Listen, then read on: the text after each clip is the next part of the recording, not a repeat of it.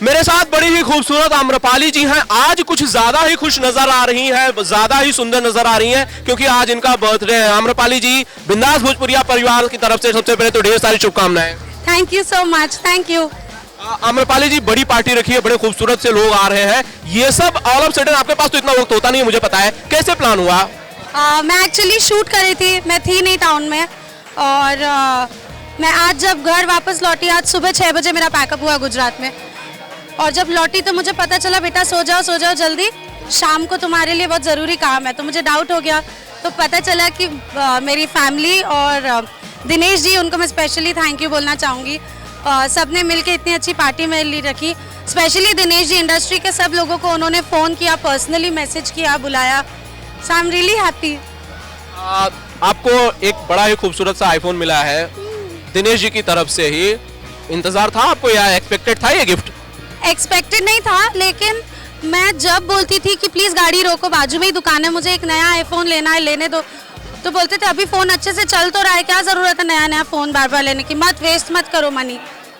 मैं बोला ठीक है, और मुझे वेस्ट करने को मना कर रहे थे, और आज मुझे बर्थडे पे वो गिफ्ट दे दी।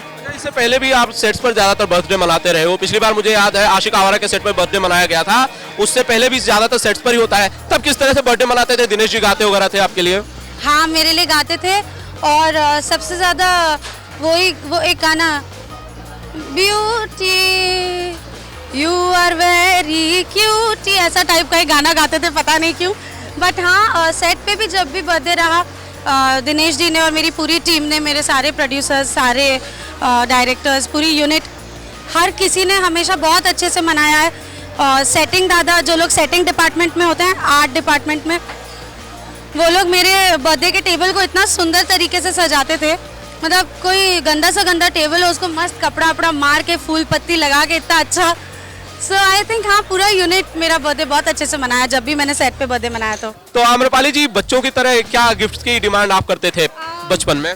मैंने सबसे ज़्यादा अगर किसी चीज़ की ज़िद की है तो जो अलग अलग टाइप के टिफ़िन बॉक्सेस आते थे, कार्टून वाले, school bag, tiffin box, water bottle, मतलब मैं रोज़ वाटर बॉटल घुमाती थी, लेकिन रोज़ नया, कभी मिकी माउस वाला, कभी डोनाल्ड डक वाला, कभी गूफी वाला, ये सारे। अभी तो आजकल छोटा भीम है, हमारे टाइम पे मिकी माउस था, तो मैं मिकी माउस के वाटर बॉटल के लिए बहुत लड़ती थी, बहुत चिल्लाती थी, बाप रे। आज आपके पेरेंट्स भी साथ आए हैं, डॉक्टर बनाना चाहते थे आम्रपाली को, आम्रपाली एक्ट्रेस बन गई, पूरी दुनिया में नाम कमा रही है, आज उनका क्या रिएक्शन होता है? आई थिंक मुझसे बहुत खुश है, और बहुत प्राउड फील करते हैं मुझ पे, और मुझे लगता है कि मैं ऐसे ही और ऐसा कुछ करूं, ऐसा काम और लाइफ में करूं कि मेरे पेरेंट्स इतने ही प्राउड मुझ पे हमेशा होते रहे। आम्रपाली जी, अब तो बहुत सारी फिल्में आप कर रहे हो जो आने वाले वक्त में भी हैं, कई फिल्में की हैं, 2 साल आपको आए इंडस्ट्री में हुए, 16 से ज्यादा फिल्में एक के बाद एक हिट हुई, बड़ी कामयाबी, बड़ा नाम, इसे मेंटेन करने के लिए कितनी जिम्मेदारियां आपके ऊपर है, क्या महसूस करती हैं आम्रपाली?